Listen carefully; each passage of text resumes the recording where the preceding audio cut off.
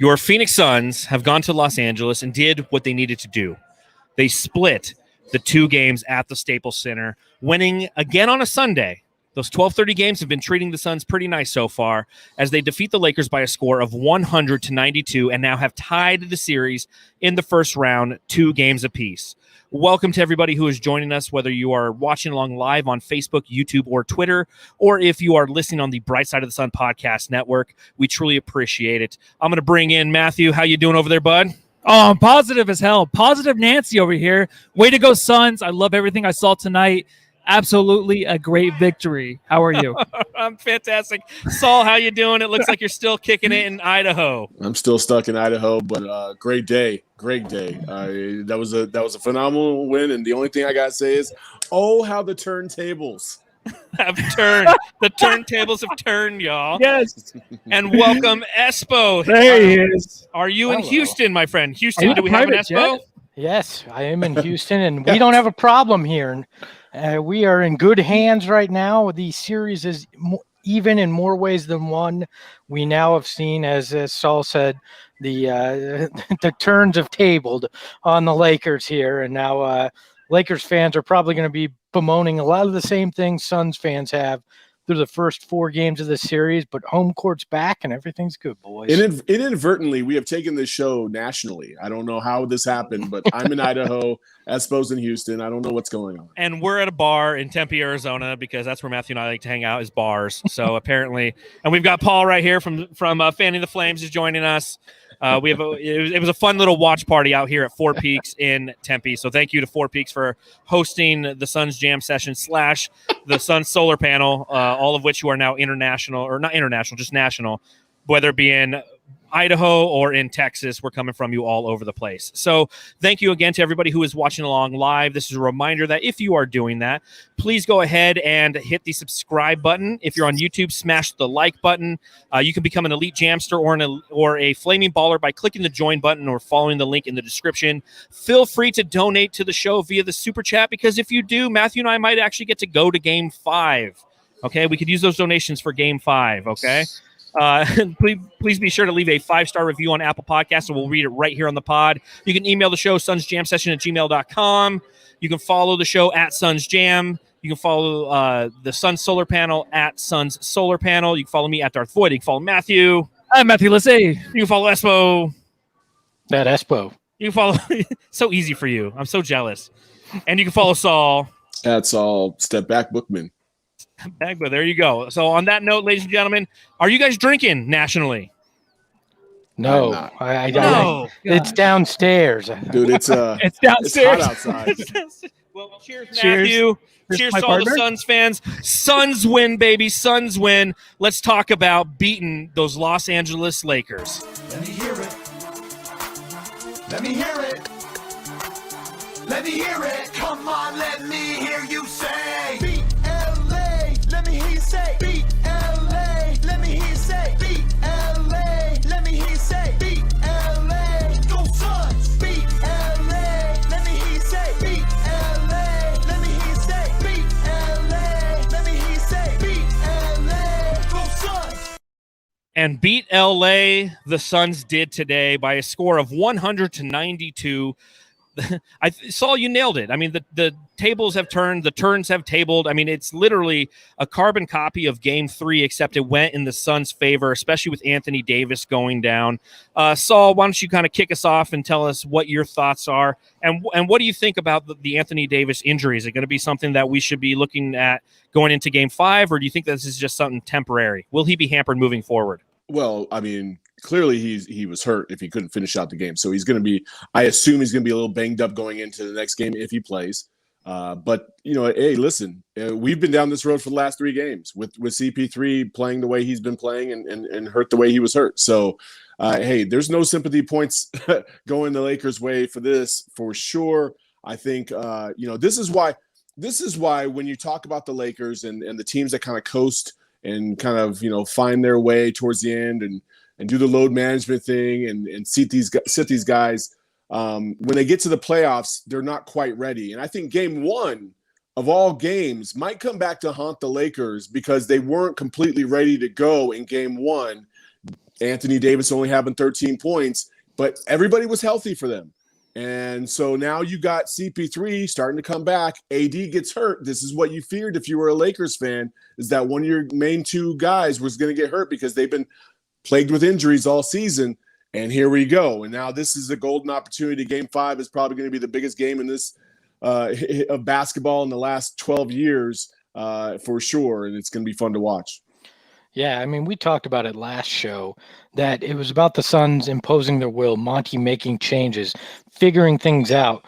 Well, the Suns did that today, and it not exactly in the first quarter. It took them a little while to figure out how to implement that, but it was fast pace. The Lakers can't keep up with the Suns when they push the pace, and that's when the Suns' shooting started to find its rhythm as well. Jay Crowder, Mikal Bridges hit a few. It started to snowball when the Suns pushed the pace, and that was even before Anthony Davis left the game. So the Suns have found something that's working. Now, Frank Vogel will make adjustments, but if Anthony Davis is even limited, not even out, that's a huge advantage for this Suns team, because much like where the Suns don't have depth after Ayton, the Lakers don't have depth behind Anthony Davis at all. I mean, they're throwing bodies. They're throwing Markieff Morris and hoping Montrezl Harrell, after they benched him, can come in and do something for him. There's just a lot of things that they're going to have to attempt to do. They're going to have to adjust, but the Suns need to keep pushing the pace and doing what worked in this game 4, because that was the first time we saw the Suns of this season out there on the floor. It felt like that second and third quarter was what that regular season was for the Suns team and how they wound up with that 2 seed. Yeah, with Anthony Davis being out, it's like, how did the Suns handle this? Honestly, it's like, tonight was great. They got the win, but if he's out next game, they got to do a lot better job of taking care of the ball. They still made a lot of mistakes towards the end. I know it's still the Lakers. I know it's tough playoff matchup with the defense and all that, but they have to do better, man. And if they're going to win next game, go ahead. Yeah, no, go ahead. Finish your thought. Sorry. No, that's it. I'm just saying, because they were up 15 or 16, but it got to a point where it's like, if you're going to take your time on offense, get a better shot. All that. I'm not trying to be negative right now. I'm just saying, I just know within the last 5 minutes, no matter what the score is, it's going to be tough. So next game, if AD's not there, Suns need to make sure they can shore up those mistakes, because they were still there tonight. But I mean, it's a great overall win. It really is. But to win next game, they got to do a lot better, I think. But I also want you to step back and think about this. In game 2, we were coming down the stretch, 4 minutes left to go. Who was not the guy on the court that couldn't do anything for us? It was CP3. He was missing. He couldn't play. We had CP3 towards the end of this game. He came in, kind of calmed everybody down, and we won. And I think that's the biggest difference, right? You know, you still got young guys on this team that are trying to figure out, you know, how to play down the stretch. And when you know the Lakers were going to make a run, I think we were probably more scared of it than the players were, especially CP3.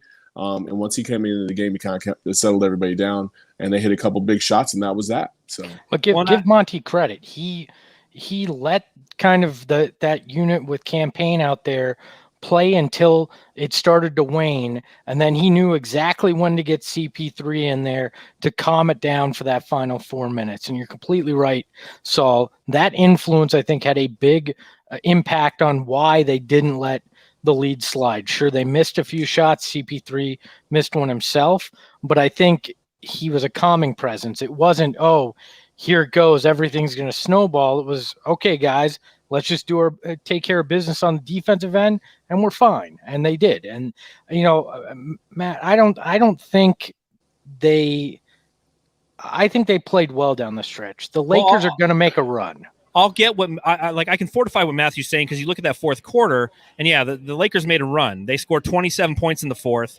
The Suns only scored 19. But both of you are correct, Saul and Espo, because yes, Monty did what he didn't do in game 3 in this game, is he made adjustments. Halftime, there were adjustments made. He had the ability in that fourth quarter to actually have that asset of CP3 to pull upon, which he didn't have that asset in the second or in game 3, because it was clear that CP3 was hampered. It was clear that he wasn't going to have the ability to lead this team to victory or to assist in sustaining that Lakers run. Now they made that run, and they're going to make that run. And that's what happens. You're playing an NBA championship level team. You're playing even without AD.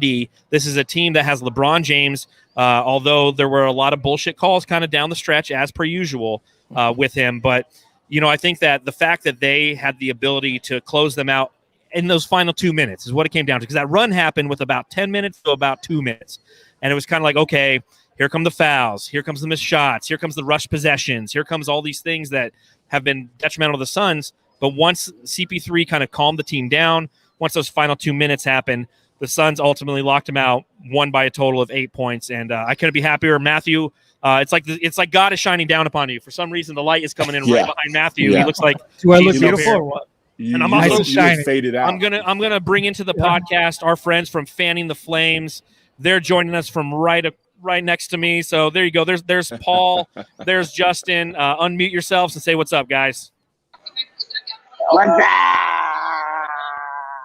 That's about right. This is quality audio. This is about right. Yes. I just mostly wanted to show it to Espo. I can't hear him. Not in yet. I can't hear him at all. And on that point, we love you, Fanning the Flames. Make sure you follow them at Fan the Flames NBA. Their audio is dog shit horrible, so we're going to remove them now. It was kind of like Saul after game 2. You're like walking through a parking lot, just as you're like, and that was the end of that. Yeah, basically. So going back and looking at this game, it kind of started off a little bit rocky for the Suns. We did see CP3 taking a couple 3-pointers early, which I thought was a very valuable sign. He had the strength behind the shoulder that allowed him an effort to actually put up those shots, and it didn't look like he was shot putting for the 2020 Olympics. But Crowder came out and essentially was as cold as ice. His first 2 shots did not look good, and I did see somebody tweet out that Crowder is the 6th man for the Lakers. I'm so happy that has changed. The narrative has changed. By the end of the game, Jay Crowder showed up as we needed him to. When you look at the final box score, when you see the fact that the Phoenix Suns had all 5 starters score in double digits, that, ladies and gentlemen, is how you beat the Lakers. You don't sit there and say, Devin Booker, we need 34 from you. DeAndre Ayton, we need 22 from you, and any other points or bonus. When you have a total of 6 players, because Cam Payne also scored in double figures off the bench, you're going to win the game. And that's what we saw tonight. I'm curious if anybody's got the stats in front of them, because I don't. But between Cam Johnson, Cam Payne, Mikal Bridges, and Jay Crowder, did they get at least 40 points? All right, let me math this real quick. So you said Cam Johnson, who had 5, Cam Payne, who had 13, so that's 18. Mikal Bridges had 11, so that's 29. And then you add the 17 of Crowder. Yeah, that puts you over 40. That's 40. 45. The other day, that was going to be my train of thought. If CP3 wasn't going to be as effective as he was today, then between those 4 guys, you needed to have 40 points. I feel like that will kind of sustain you, especially when you have a drop off when you go from Booker and CP3 to just Cam Payne and everybody else, especially the way Crowder and Mikal Bridges were playing, and Cam Johnson still hasn't really found his shot to a high degree. But today that changed, and Mikal I thought had his best game of the series today, and so did Jay Crowder shooting wise. Obviously, you couldn't 4 get for any 12, more. 4 for 12 from Mikal. But the thing you have to remember about Mikal is he has LeBron on him. Nothing's easy for him. It's not, but he's taking the shots, which is what's important. He also hit a very big 3 right at a key time. And I think those are almost multiplied, right? Like you hit a 3 in the first quarter, cool, that's 1 for 1. But you hit a 3 in the fourth quarter with this team, the Lakers, making the run that they are. That's almost like times 4. You know what I mean? Yeah, the momentum factor is for sure paramount on those shots. Yeah, and we're sitting here, we're telling Jay not to shoot early on those 2 first threes. We're like, come on, pass it up, don't waste any possessions. But that's Monty Williams, right? Tell him to keep shooting. So good thing we're not coaching this team, because honestly, be like, Jay, you're on the bench. I think Dave King said he's unplayable. A lot of the fans were saying that, and it's true, he was. Yeah. I said Monty too. Yeah, and Monty wants these guys to keep shooting. He absolutely wants them to keep shooting because of this reason. He can hit a clutch 3 when it's needed in a game that we needed to win, because honestly, we don't get this one. Obviously, the series is over, but he's going to eventually get back into rhythm. So I love that he kept forcing them at the end when he started making them, but it was kind of hard to watch though there for a little bit. But I love me some Jay.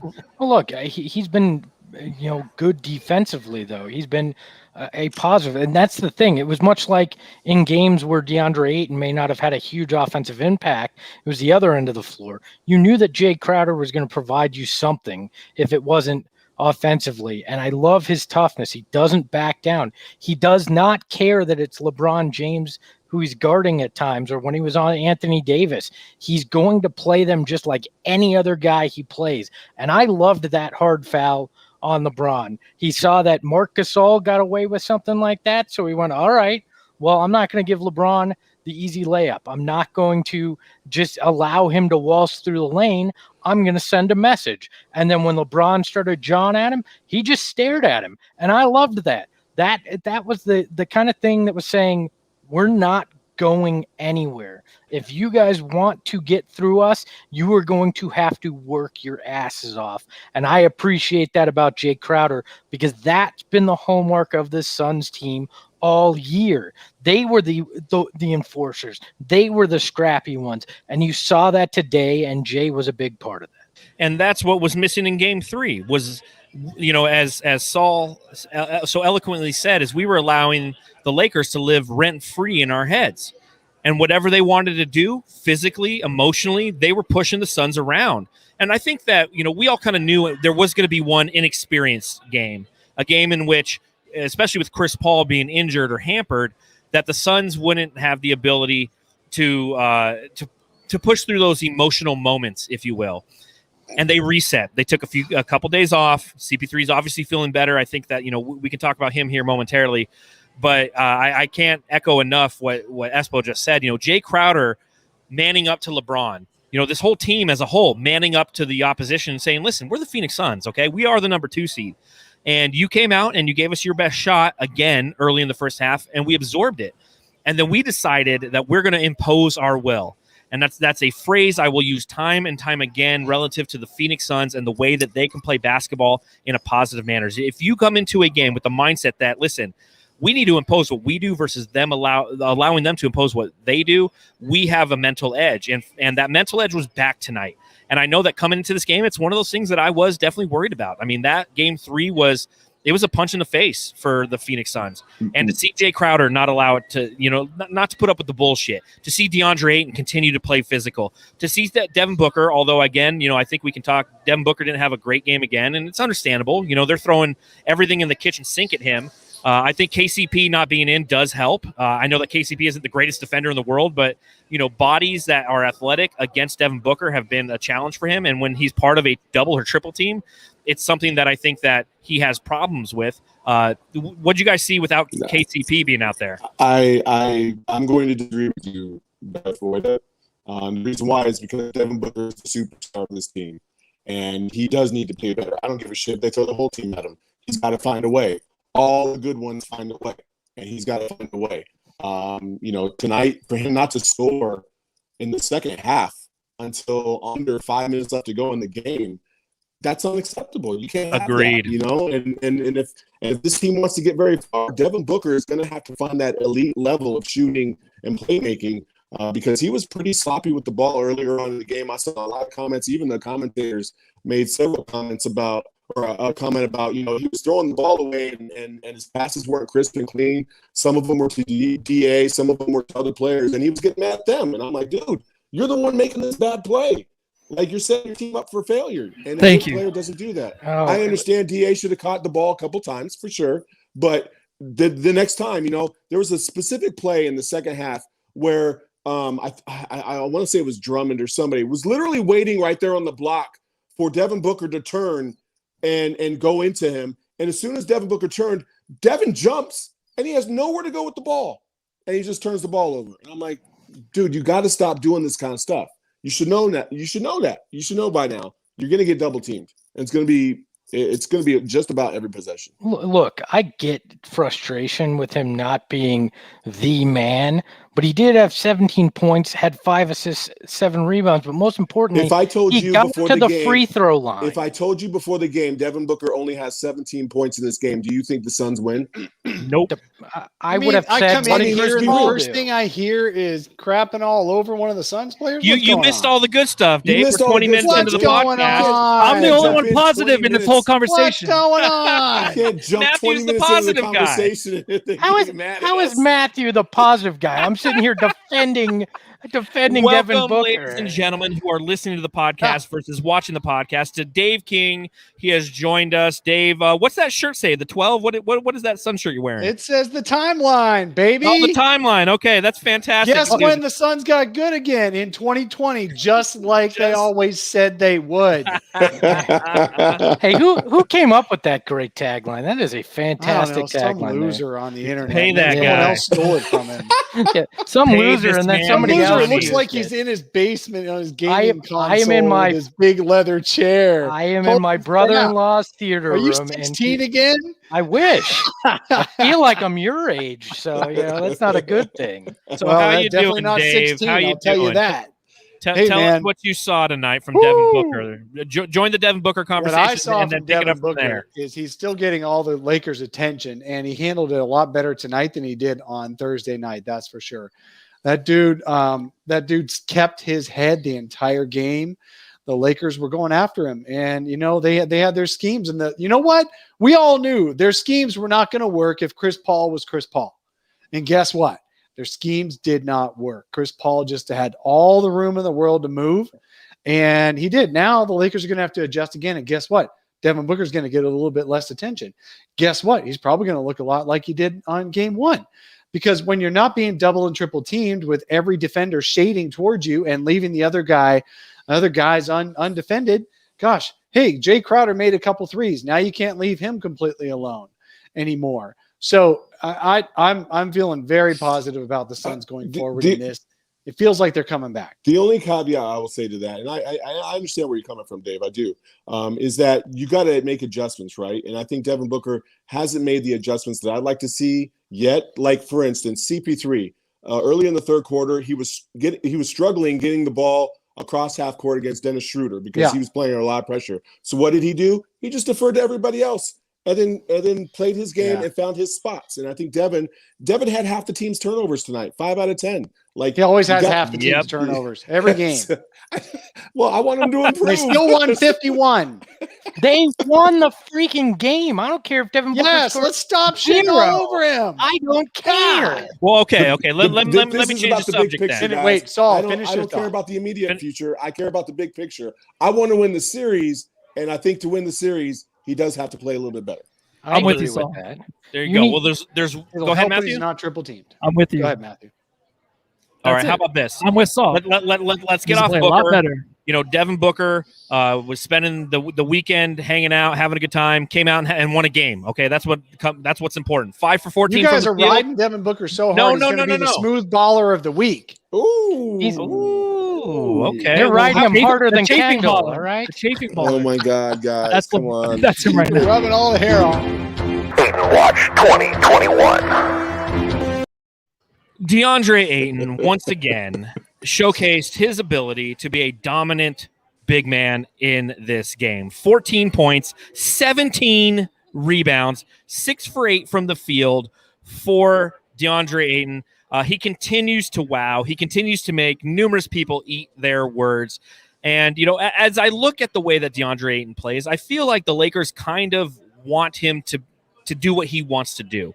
He's not their main focal point in this game. You can see the way that exactly. Offensively, they're They pressing. don't want him doing what he's doing defensively. Exactly, and that's the key. I was going to get to that, Dave. You're so the timeline. You're so ahead of your game.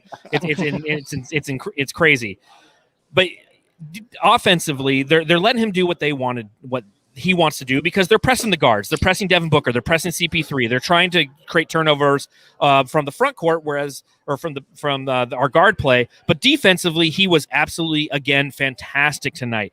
Whenever you have Anthony Davis, prior to his injury, fading away from the basket versus going towards the basket is a good thing. And whenever DA was getting those switches and had an opportunity to be on Anthony Davis, he was doing just that. He was a pest inside the interior. I tip my hat. I drink my beer. Cheers to you, DeAndre Ayton. I never doubted you. I never doubted you. You know what I would have liked to see is in the Here fourth. we go. No, I'm not going to. I know, right? Let's talk about something else we Say it, didn't okay? Let me say this. Let okay? there be peace on earth. When the Lakers were making their run, the Suns were shooting a lot of perimeter shots. And I would have liked to see them get the ball down low inside and give DA an opportunity or two. 100% agree. Matthew was saying the same thing. We were watching the game right here at 4 Peaks. He's like, why are they taking those quick threes? What'd you just say? I agree. You're right on that. Okay. Because the Lakers seem to, like you guys are saying, to be wanting to give him whatever he can get. So feed him in that situation at the end of the game. And let him prove that he can get to the line and do those things. Like, he played amazingly, and that's we haven't even mentioned his rebounding. Right? We talked defense, we talked offense. On the glass, he was spectacular tonight. 17 boards. The Suns still get out rebounded by 41-40, but Ayton single-handedly kept them close in the rebounding numbers. And I'd love to see that from him, because it's not easy rebounds. He's tipping balls to himself. He's positioning himself where he can get the shot, or where he can get the rebound off a missed shot. He was fantastic on the glass. And I think he deserves more praise for what he does in that portion of the game. He's smart with it. He is very, very good. And I won't say Rodman-esque, but you see some of the style that Rodman would do with the tipping the ball, knowing where the ball is going to come off the rim. I'm very excited about that. And I was like, and then I was like this. Throw a little, and then I see the ball here. Yeah. And then Jordan took it personally. Yeah, honestly, DA, he's doing more than what we expected, right? He's absolutely playing way better than we expected. He's doing more than what we wanted. So it's like the teammates around him need to stand up. That's what happened today. A lot of them stood up. Booker, I mean, I don't even know if I said a word about him, but he honestly didn't have a really good game, but we just talked about him, so I'll move on. But Ayton himself, he can pass out of situations, tip the ball like you're talking about. He makes the right decisions. He's the only guy in the court right now I'm watching. I'm like, what the hell are you doing? I don't say that towards him. I'm like, he knows exactly what to do on defense and on offense. The guys around him are the only ones that need to fill in and step up, and they did today. Let's see if that carries on, because he is basically the focal point of the offense and the defense. Everything is going around him, kind of like he's the sun. Everyone's orbiting around him. That's the way it should be. And if these guys can step up and just hit big shots, dude, this series is in the Suns' hands. So I'm glad his teammates helped him out tonight, because he played his ass off again tonight. And this is why I thought the big man's dead in the NBA storyline that we heard for a few years was BS, because when you have a guy like that, it's gravity. People start to move in towards him. It opens up things. It changes things. And he's just embraced that in this series. And I love to see it. And he's earned himself a hell of a lot of money in these 4 games so far. And I'll tell you what, Matthew, to your point, they did knock down some shots tonight. The Suns ended with a total field goal percentage of, only 43%. And from the 3-point line, 28.6%. So they didn't knock down the shots. But if they knock down those shots, this team becomes unbelievably lethal. Dave, you're rejoining us. I guess Devin Booker was at the podium. Yeah, what was he wearing? CP. I mean, it was campaign, not Devin Booker. Well, what Campaign have to say? Another great game for Campaign. I mean, he entered this game as the third highest scorer for the Phoenix Suns, and he continued to make. I mean, he took LeBron off the dribble. That was one of my favorite moments of this game, ladies and gentlemen. Hey. All I gotta say is, yes, sir. He's worth more than $1 million. I'll tell you that. No, Cam had a great game. He spent a lot of the time. He spent a lot of the time talking about how happy he was that Chris Paul was back. He just obviously loves being the backup to Chris Paul and not having all of the need to score. I mean, somebody just said in the chat, it helped that the KCP was out. And of course, Davis being out in the second half for sure. Just like it helped the Lakers when Chris Paul was you have to like win Tyler that game, Ulis. though, right? I mean, yeah. I mean, it was nice for the Lakers for 2 games without having Chris Paul out there. So I don't feel bad for anybody. Yeah, no, wholeheartedly. Go ahead. I was just gonna say it wholeheartedly. You can't. I don't feel bad for the Lakers because now they're dealing with what the Suns dealt with. It's just the way a 7-game series goes. And now we got a real series here. Yeah, one of the things that I loved about this game is that it truly was a team game. Everybody chipped in. Everybody played very well for the most part. And I just thought, you got 6 guys scoring in double figures and hitting big shots. Campaign, to me, I think one of the big adjustments Monty made was he understood that Campaign is basically unguardable one-on-one. He is too quick for any of the Laker defenders. And once they opened up the offense and let Campaign just go to work, Campaign went to work and created opportunities for himself and got some key baskets in the game. And I couldn't be happier for that dude for sure. And he took LeBron on, right? How many of those layups came against LeBron? That was the best thing to watch tonight, is him taking him to the rim and finishing. If you watch the Lakers, they hide LeBron on defense to try and conserve his energy. Yes. LeBron, every time Kaminsky came into the game, LeBron was guarding Kaminsky to really conserve his energy. And I'm like, Monty, we got to figure out a way to fucking get LeBron in the fold because you got to tire that dude out. They were trying to hide him towards the last 5 minutes of the game. I think LeBron was maybe saving some of that energy for the last 5 minutes because it showed, right? I mean, the Suns had the lead 15, 16 points. 5 minutes game, then LeBron started turning on. It was too late. I mean, he didn't have Anthony Davis. He didn't know what to do. He actually seemed kind of invincible out there. I didn't even notice he was on the court till he would receive a pass, but he wasn't doing too much towards the end. I think a lot of it was just saving his energy. But, I mean, it can't work like that every game. I think LeBron thinks he's setting the Suns up. He thinks he knows how this playoffs are going to go. He thinks he can just, basically come out there and play his game, but then save some energy. And against the Suns team where he's just like, oh, okay, well, I'll just come in and play 5 minutes and we'll win the game. It's not that case anymore, man. The Suns team is actually a team, and he has to put up with it, especially if AD does not return. He has a lot at hand, and it's the most he's ever had to, I feel like, face in a playoff series leading up to the championship. Yeah, it's the first time in the first round he actually has to put forth effort to take care of his opponent. And with Anthony Davis hurt, yes, that's going to happen because you think about that fourth quarter run for the Los Angeles Lakers, and you put Anthony Davis in the fray, and it does become more difficult for the Suns because then they can start to play the superstar game. Boom, it's LeBron. Boom, it's AD, and they go back and forth, and the role players step up, and then it could potentially it wouldn't have turned out the way it did. But that's just the way that it has to go now. Now LeBron James has to carry this. We'll see what happens going into game number 5, which is going to be absolutely paramount. If you are a Suns fan, go to the stadium, be loud. Don't sell your tickets to Lakers fans. I say this all the time, but continue to have that mindset. Beat LA, okay? But LeBron James, I'll bring this up, okay? Again, Suns win. I'm happy. I'm ecstatic. I'm 2 for 2 in Suns games when it happens at 12:30. I'm 2 for 2 when I go to a bar locally in Phoenix, Arizona, and the Suns, they win those games. I'm 2 for 2 wearing Jordans, okay? I wore like regular old Nikes in games 2 and 3 and they lost. So, I mean, there's a lot of superstitions that happen when you watch the playoffs. Okay. All these little things kind of happen. But when you look at game 5 and you, backing up, going to game 4, what happened just now, what was up with that LeBron pass to himself? The refereeing was shitty again tonight. I think we can all agree. It's nicer to talk about this subject after a win. But, I mean, what about the double dribble LeBron passed to himself? What about the call that was ultimately challenged and overturned after, another bullshit? I mean, there was a lot of that stuff, man. To be fair, it went both ways in this game.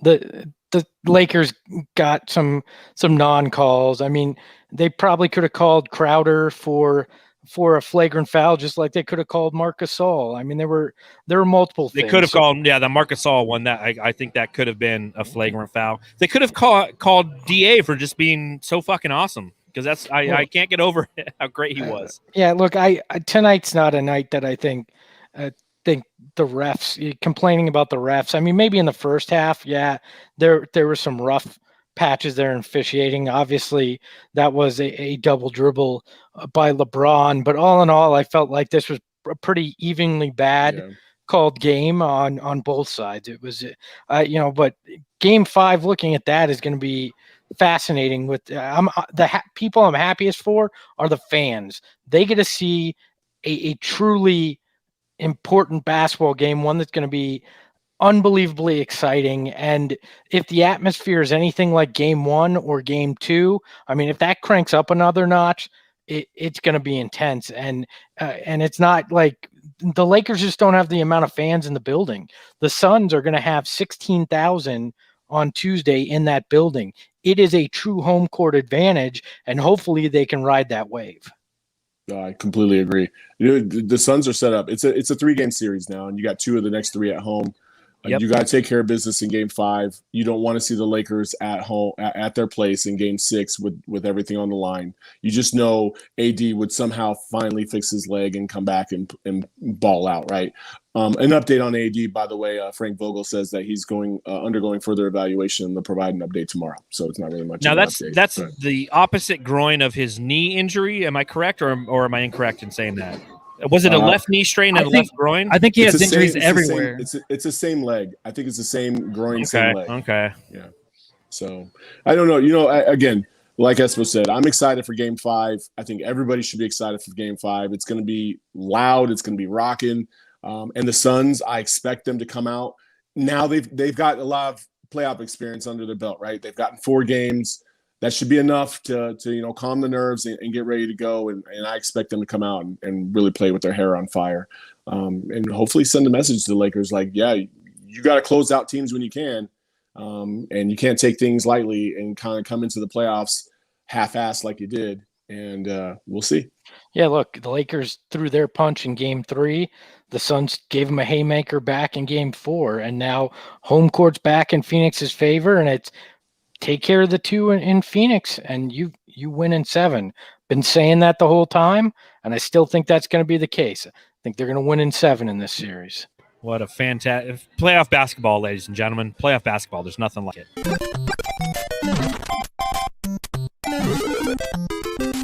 Jam star of the game. All right, ladies and gentlemen, if you're watching along live on YouTube, this is a reminder to subscribe, hit that thumbs up button, and hit the little bell as well. That will notify you whenever we go live here on the Suns Jam Session and the Suns Solar Panel podcast. And this is also your opportunity to let us know in the chat who you believe your jam star of the game is. Let's go around the horn. We'll start with you, Matthew. Matthew, who is your jam star of the game? It's absolutely DeAndre Ayton. I just feel like he did everything right. I usually choose these awards by who I don't yell at the most. And DA comes away. I was over here with 2 minutes left saying Suns are going to lose. That's just the way I am as a fan. And I'm sorry. At the bar and I am Matthew sorry. today. No one is going to ever invite me over You're again. such a rookie when it comes to the playoffs, Matthew. You got to realize that. I've said this multiple I was in times. diapers. So coming last into time. this, I go, this is Matthew's first 11 years time, old in diapers. Matthew's first time ever watching Suns playoff games in a bar environment is right now. Because last time they were in the playoffs, Matthew was like 19. So he had just missed out experiencing what it's like. So, yeah, he is a rookie, and we are going to walk him through how to do it. It's like, listen, dude, if the Suns are up 10 with 2 minutes to go, don't tell me they're going to fucking lose. Yeah. Because I'm like, I don't want to hear that bad juju. I don't want that to be a part of my life. So, but he gives it to Ayton. We've got some people in the chat. We got a campaign. We got CP3, DA, Point God, Saul. Who are you giving it to? I'm gonna give it to CP3. I just think the way he was able to bounce back, you could see that he was, he was playing for his own confidence and his own, manhood, right? And I think he showed up big time. He had a couple buckets. He turned to the sideline, was like, "I'm back." That kind of tells you like he's feeling himself and he's feeling pretty good. And so I expect in the next couple of days, it's just going to be even better. His arm's going to heal up a little bit more, and we're going to get the real CP3 from here on out. Hopefully, provided nothing bad happens. So. All right, before we hand it off to Espo, it looks like R in the YouTube chat says Matthew did predict an injury. It just happened to the LA Lakers. Just keep listening to me, guys. Just keep listening. I don't know true. I don't care what happens to me as long as the Suns win. There you go. All right, Espo, who is your jam star of the game? I'm going to go off the board. Nobody's said him yet, but I think Jay Crowder. I mean, without the way Jay played on defense, some of those threes that he hit, I know it wasn't always pretty in this game, but that was what they've been missing. They got it from Crowder. They got the big win. I'm going to give it to him, but also shout out to Torrey Craig.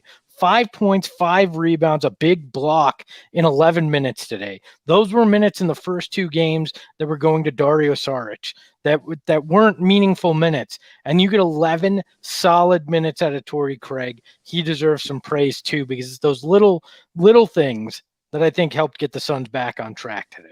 And shout out to Torrey Craig's headband. Rocking the orange headband looked fantastic today. The juice was loose. Big fan of the way that he played today. I'm going to go with what Saul said. CP3, I mean, this series hinges on CP3's health. He's the point guard. He is the motor behind this Suns offense. And when you see him hit the middies, when you see him shooting the three ball, and at least hitting rim, versus what Saul saw before the game in game 2 or game 3 or whenever. Game two. Yeah. I mean, we all as Suns fans now have confidence. And that was the one thing that we didn't have after the last 2 games was confidence in this team, confidence in no, we know what this team is. And I wrote something recently for Bright Side of the Sun that says, hey, listen, the Suns are right where they are, or right where they should be. Okay, right where they are. Duh. Yeah. Relatively speaking, you are where you are. No, they're right where they should be, though. They're a team that 2 years ago won 19 games, and then last season just missed the playoffs, winning 34 games. And now they're in the first round, and just as fate would have it, they're playing the Los Angeles Lakers. So yeah, fate can be kind of cruel sometimes, but they're battling in the first round the way they should be. They need confidence in themselves. Jay Crowder, to Espo's point, needed confidence in himself. Torrey Craig needed confidence in himself. Everybody up and down this lineup needed some confidence. And that happens when CP3 is on the court managing these teams. He's the older brother, the much older brother for, some of these guys. And when they look over and they see him have the ball and him playing with the tenacity and the tenaciousness that he does, it's going to be a good game for the Suns, regardless of the outcome. Today, that outcome happens to be an 8-point victory over the Los Angeles Lakers. It is now a best 2 out of 3 series. We have the home court advantage. There's nothing wrong with just yelling, screaming, getting a little crazy over these next couple nights. If you have Lakers fans in your life, do me a favor. Don't say shit to them. They know, and they know that you know, and you know that they know that you know, and that's what's important, okay? You talk to those Lakers fans. They don't know that I know that they know that. Do they know that, though? I'm not sure if they know, bro. Guys, I gotta bounce. Are you out? I gotta bounce too. But let me just say this. Tuesday, game 5, biggest game we've seen. I think probably ever. Ever, no, not ever. But it's huge. Rookie. Get the win, and you got 2 shots to close it out. It is massively important. The fans need to get out there, be loud, be proud. It is time to beat LA and Suns in 7. I'll see you guys later. Love it. Thank you for joining us, Espo. Thank you, Espo. Go push over a steer. All right, cool. My parting shot, honestly, is man, a great way to bounce back, especially what happened on Thursday night and how they got trounced. But they showed the NBA that they are for real. And hey, also anything can happen in these playoffs. All you need is one injury, and it can change the course of an entire series. And we've seen that twice already in this series alone. So it's going to be an exciting, last 3 games, and first 1 to 2 wins. It's a bad series to wear jersey number 3, is it not? Yes. Thank you, Saul. Welcome back, Dave King. Bye, Saul. Saul, we'll see you come game 5. So, Dave, who was at the podium? Did you hear Jay Crowder speak? And if so, what did he say? Yeah. So first up was Monty. He was just talking about how thrilled he was that he didn't have to sit Chris Paul, because he was just so worried about it. They have a long history, guys. Obviously Monty coached Chris Paul 10 years ago, and he knows Chris Paul's injury history in the playoffs, and he knows how badly Chris Paul wanted to play in this game. And it was killing him to have that conversation. But apparently they had a long conversation before the game and I heard Chris Paul here talk about it as well as Monty Williams a few minutes ago. Monty was telling him, look, man, if you can't be Chris Paul, then you've got to sit. Just like we were saying, a lot of us were saying, if you can't be Chris Paul, you can't be out there anymore. And Chris said, I need a minute. He called his brother. He called his agent. He called other people in his family. And then he went and he talked to Jay Crowder, and he went to talk to Devin Booker, and they all agreed that, look, man, give me 2 minutes. 2 minutes in this game. If I don't feel like I'm going to play well, and you guys think I'm playing like whatever word he used, but crap, then we'll decide at that point to pull me out. And then he even had a bit of a slow start in this game, but he played okay in the first quarter. But then the second quarter, Chris Paul was just talking about the fact that when the Lakers had that little run and they got up by 10, 11 points, something like that, and LeBron was showboating again, nice front runner there. And Chris Paul was like, man, I was there. I was on the court and I felt like it was on me. And I went and talked to Jay and we talked to Monty. And again, those are his guys, man. And Jay made a couple of shots and the Suns got back in the game. And then they all knew that they had it even before the unfortunate injury to Anthony Davis, and that's just the way it is, man. You don't know how a single injury, just like Saul just said, can change the course of a series. We've already had 2 big ones right now. Hopefully, I hope Anthony Davis is back on Tuesday. I really do. Fully healthy. I don't know if he can be, but fully healthy. And I want Chris Paul to be fully healthy. And I want to see how they play all healthy. I don't want one team hurting and the other team not. I want everyone healthy. Now, Chris Paul did express that he was surprised he played as well as he did. I think it was just sheer will that got him out there playing like he did today, because as of minutes before the game, he was not sure he could even go. And percentage-wise, on how good he probably feels, what do you think, Dave? You think he's creeping towards 80%, baby? That because he played pretty decent. His body is probably 20%, 50, 40%. But his brain has carried that to about 75 or 80. So somewhere in the middle. Then. That dude, 18 points, 9 assists, 0 turnovers, and 3 steals with no right arm. A couple of those steals he got with his right arm. Swinging it wildly. It was just crazy how good he played. That was a fantastic performance by CP3, gutty performance, and vital to this, because that was a lot of the chatter coming into this game. It's like, do you sit Chris Paul? And if so, do we have an opportunity to actually beat this team and win this series? And when they needed to sit Chris Paul was at 1-1. That's when they agreed. Going into he game 3. Admitted the reason he attributes a little bit of his feeling good today to having literally a day of not basketball for the first time since the injury, because they had him not practice on Saturday. They told him just to rest up and we'll see how you feel Sunday morning. And he said, they keep telling me rest is all I can get, but I don't want rest. That's what he said. I want to play. I've got to play. And he thinks that is the turning point. Having that 2-day break instead of 1-day break between games is the turning point. And he's feeling confident, obviously, going forward, because it seems like every game is getting a little bit better. So if we can get the good Chris Paul back, that'll be so fun. Well, and now we turn our sights to Tuesday, which is game 5. So there is just 1 day off in between, game 4, game 5. We go back to this kind of quick turnaround schedule for the Phoenix Suns. It'll be interesting to see how he performs. Obviously, what's that, a Corona? Corona Premier. Nice. Not because they show those freaking commercials every 5 minutes on TNT. I already had these.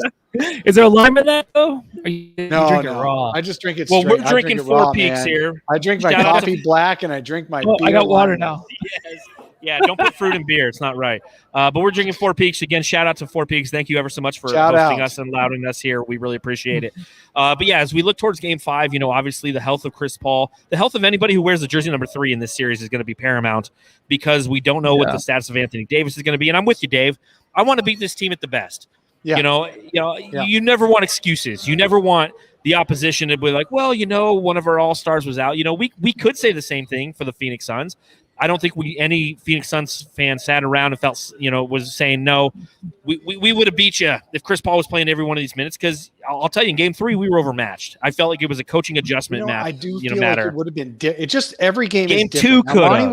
Monty was stressing. Look, Monty was stressing yesterday in the off. He's like, man, as bad as everybody feels right now and as deflated as everyone felt at the end of game 3, it's still just 2-1. 1 win on Sunday. The series is tied, and it's a whole new series, because then we get to go home to Phoenix. So all it takes, that's the nature of the playoffs. After every win, you feel like you're never going to lose again. After every loss, you feel like you're never going to win again. That we're already experiencing that, because it's the Lakers we're playing in the first round. And I just really Dave's a man's man. I mean, that's because true. I drink my Corona straight. Is that it? Yeah. Yeah. Okay. My light beer Corona Premier. Yes, with you're 90 like calories. the Dos Equis Me guy, and you know, Snoop the most Dogg. interesting man on the Are you standing planet. up right now, Dave? Are you standing? Yeah, I'm standing Oh, up. I got one of those desks. Very cool, I man. can't be sitting right now. I hear you. Yeah, there you That's why all go. my stuff is That's the down hardest. below. That's the hardest thing. I Yeah, feel so tall. we're getting an ask, you know, in the chat for you to stat us with something. So, is there any stat you're willing to? I just randomly did. pull? Chris Paul. All right, hold on, 9 assists. hold on. Okay. Dang, stat me. All right, here, I'll only come right. up with a different stat. Okay, The Suns won this game, still only shooting 28% from three. How about that? That's Oh, insane. man. That is Because coming insane. into this game, what was one of the things that everybody was talking about? It's like, listen, the Suns can beat the Lakers if they hit their shots because the Right. shots will be there. But they Given have the way- proven all year that if they play with the right amount of effort, they don't need those threes to win the game. But they made the big threes at the right time, didn't they? Jay Crowder, you asked about what he said in the chat post game.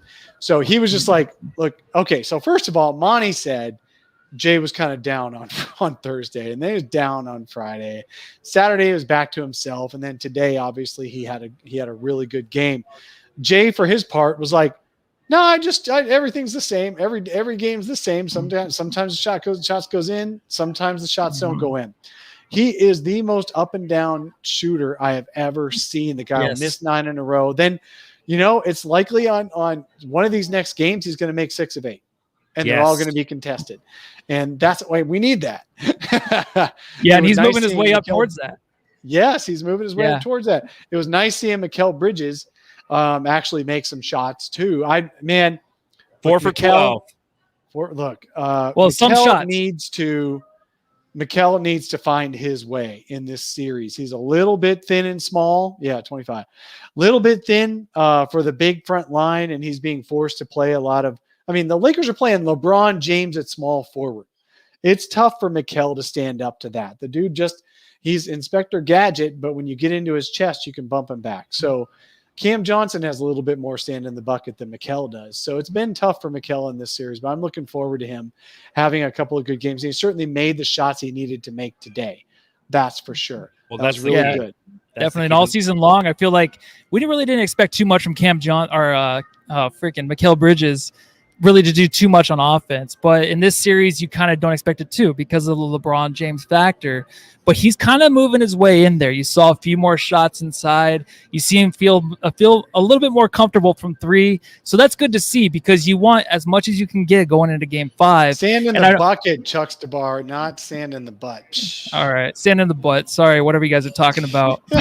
Going into game 5, honestly, I know we want Anthony Davis to be healthy, but to be confident in this team to win, I would like him to be. Of course, he's never going to be more than probably 60% out there now. Anthony Davis, I don't want him to play, but if he does play, he's not going to be at his normal self. He's going to be hurt no matter what, just like Chris Paul. So whatever the Suns do to go out there and to face the Lakers in game 5 to try to take this one over, I don't want Davis to be there at all. When he went out hurt, I was super excited, and I know that's terrible, but it's absolutely true because that's the only way to get confidence as a fan out there to think that we have a chance to win. So I'm not looking forward to him playing in game 5. I totally disagree, Matthew. I know everyone disagrees with you. Everyone at the end of the show, it's like you save these up for the end of the show. You need to name this segment.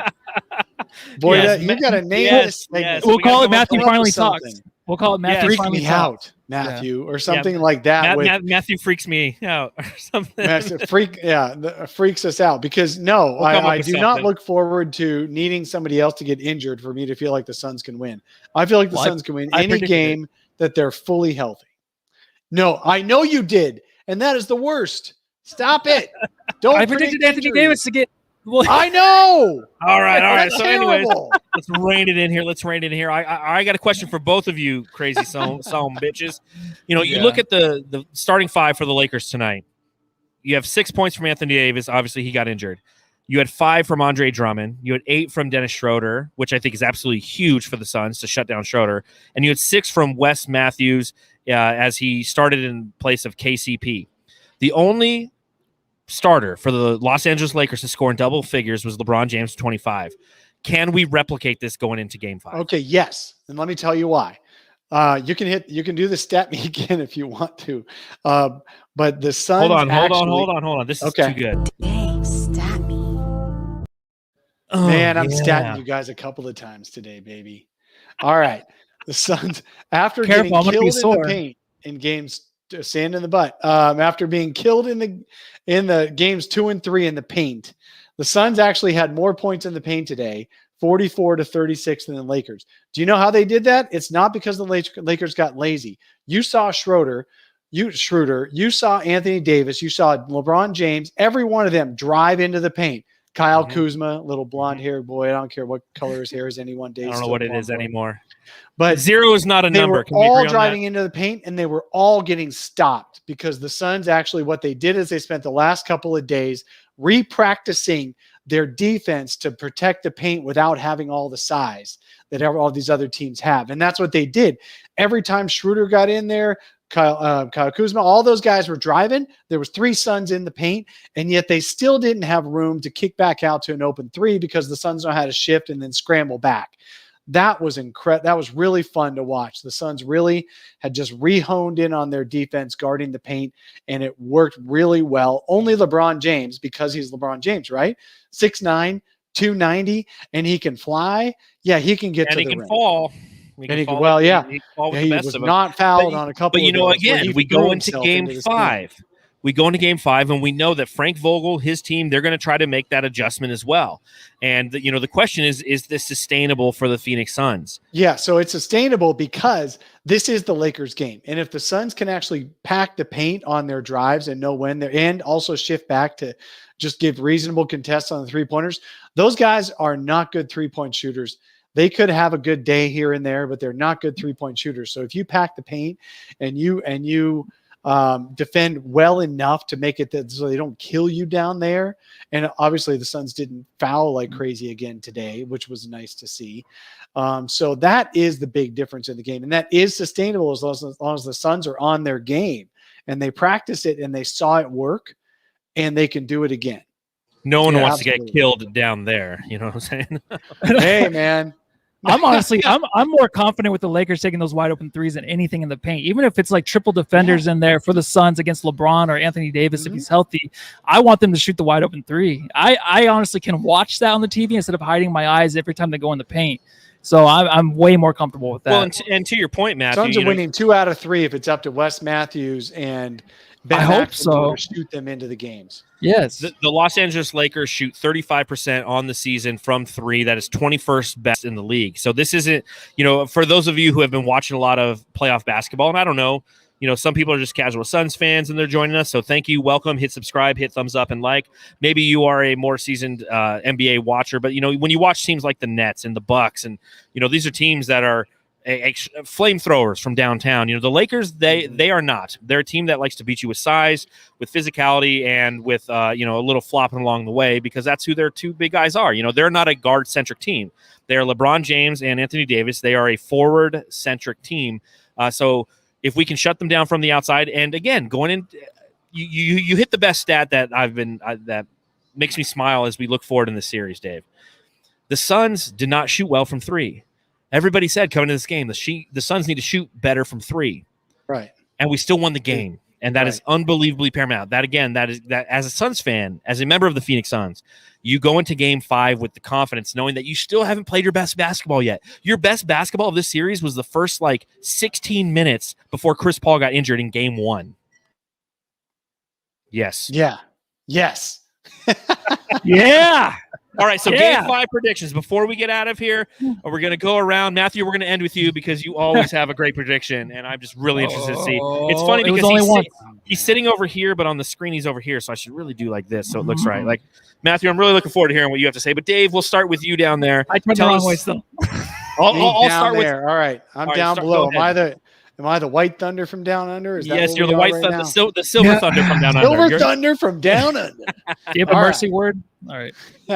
Mercy word. Safe word. All right. Yeah. There's a mood talk in the chat asking if game 5 is a trap game. And I'm sorry, I can't keep a straight face. How in the world can game 5 of a playoff series that you were just down 2-1 and the end of your season was just about to occur that we're going to possibly call this a trap game? No. What I do worry about is LeBron James deciding that he is going to do everything he possibly can to win that game, and the Suns don't have an answer. Another person was asking about Marc Gasol being a difference maker for the Lakers. Look, man, if Marc Gasol was a difference maker for the Lakers, he'd have been playing more this year. He had a good game. He really did. He channeled his 5-year younger version. Absolutely. Can he do it for 3 more straight games? No. And you know what? If Marc Gasol is their best chance to win a series, the Suns are winning this series. So LeBron needs help. He needs those guys. Schroeder is going to have to step up again, but he's going to have to make outside shots he's not very good at making. All those guys are going to have to make outside shots because the Suns now have adjusted. Now, you guys will notice, I don't know if we talked about this yet or not because I've been in and out of this, but the Suns are built to be a 3-point line defensive team that allows points in the paint, and they have completely shifted that emphasis against the Lakers and showed today that they can win by defending the paint and giving up a little bit more on the 3-point line. So while people are now I don't want anyone to start talking about the next series. We're going to get blown out on 3-pointers if our whole defense is based on the paint. The Suns can different series, different game to game, series to series. The strategy changes. Now the Suns know how to defend the Lakers in the paint. The Lakers are going to have to do 2 more games of hitting great on threes to beat the Suns now at this rate. And I don't know that they can do it. That's why all of a sudden this shifted, and all it took was 1 game, just like Monty said. All right. So no, Matthew, you go am I going last? You go last. Okay. I just put on. So who wins game 5, Dave? Suns win game 5. God damn it. Okay. So we are coming back home. We're going to have that home crowd behind us. We are going to have 16,000 people. Boom. 16K in the building. Okay. Hopefully Matthew and I can finally make it out to one of these games. So that'd be really, really fun. And then we'll do this show from the parking lot. I don't care. We'll do it in my truck. But I honestly think that behind the shooting of the Phoenix Suns from 3, if they can come out in game 5 and hit a couple of those big threes, that crowd will rise behind them.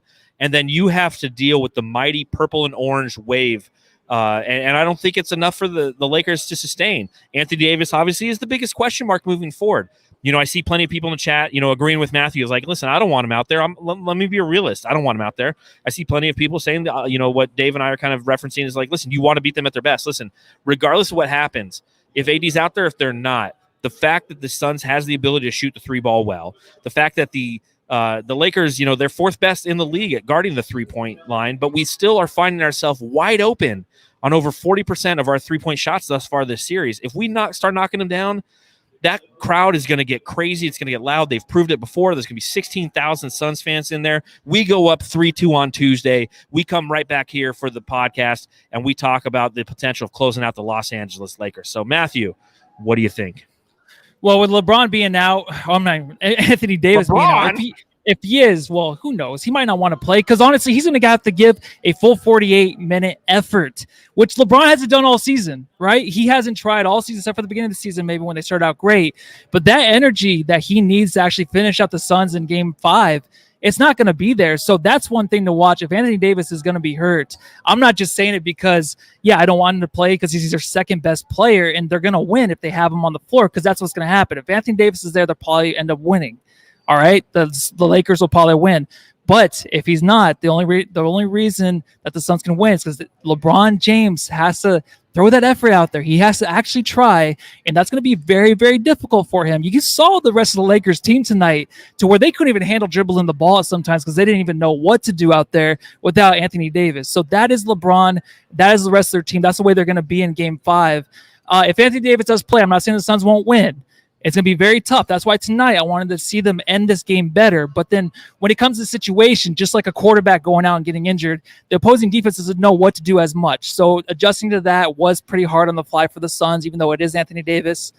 But if you're going into game 5 and knowing he's not going to be there, then you can plan for that. But the Suns going to do the best they can. It's going to be a close game. But I'm going to say if Anthony Davis is there, the Lakers win. All right, just go with me. Just go with me. Don't even question me. Just go with me. All right, guys. I apologize. Why do we let him go last? I don't know, because it's always more Why entertaining. am on this podcast at all? It's always more entertaining. That's what it's about. You know what? You get all sides of the angles when you have us all here. You get the pros, the cons. That they're going to get injured. They're not going to get injured. You get it all when you come here and you join us. So, hey, Marco H asked if Game 5 is a must-win, and I love Monty's answer on Saturday. Yes. I love Monty's answer on Saturday. It was I don't know what people are talking about. Where some games it's okay to lose in the playoffs. Yeah. Every game in the playoffs is a must win. Every Gotta win 'em. single game is the same must win as the last game. Anthony Davis said yesterday in one of his pressers, he said, "Look, Game 4 is the biggest game of the series unless we get to a Game 7." So, yeah. Well, you know what? Game 5 is bigger now than Game Yes. 4 was for the Lakers, isn't it? And it's Yeah. also bigger for the Suns too. Every game is bigger than the last. That's just the way it is. So a lot of people in the chat hoping that Matthew is throwing that reverse jinx out there, a la Bill Simmons. So kudos to Matthew for reverse jinxing all this shit. He's trying to keep balance in the universe. You're not So supposed to talk about it. I'm sorry. Well, if people are talking about it, I'm going to say it. But on that That's note, right. we're going to It's wrap not up a reverse the podcast. jinx if you actually say it's a reverse jinx. Now it's just a freaking Now jinx. I don't even exist. Now it's my Ruined fault. Now it's my fault. So on that note, ladies and gentlemen, we're going to go ahead and get out here. If you're watching along live on YouTube, Facebook, or Twitter, thank you. Thank you for after a Suns victory, you decided to come and hang out with a bunch of guys to talk about the Suns victory and some basketball. Make sure you hit the subscribe button. Make sure you hit that thumbs up button. If you're a flaming baller on the Suns solar panel side, or you're a jamster or an elite jamster on the Suns jam session side, go ahead, give us those thumbs ups. You can join either of those by clicking the join button or following the descriptions in the chat. Shout out again to the Phoenix Suns for holding it down, and shout out to Four Peaks Brewery for having us at their Tempe location. This has been absolutely fun, fantastic. Trevor, the GM here, you've been great to us. We really appreciate it. We're looking forward to coming back here, probably in the second round or for like a Game 7 or something. We'll see how it all works out. But finals. Yes, Absolutely. the NBA Finals, we're going to be living here. So, on that note, we thank everybody. You can follow the show at Suns Jam on Instagram, Twitter, and the Phoenix Fans app. You can follow the Suns Solar Panel at Suns Solar Panel on Twitter. You can follow me at Darth Voida. You can follow Matthew on Twitter. At Matthew Lissy. You can follow Dave on Twitter. At Dave King NBA. Because the NBA stands for nothing but ass. And on that note, shout out to Zane Zor for letting us use his Beat LA Hey, song. I don't like to brag. We'll see you on Tuesday, Suns fans. Beat LA, baby! Yeah. Please. Cheers. Go home with your family. Dude, that's the 5th time, John. Sorry. I'm out of here. Let me hear it. Let me hear it. Let me hear it. Come on, let me hear you say. Beat LA. Let me hear you say. Beat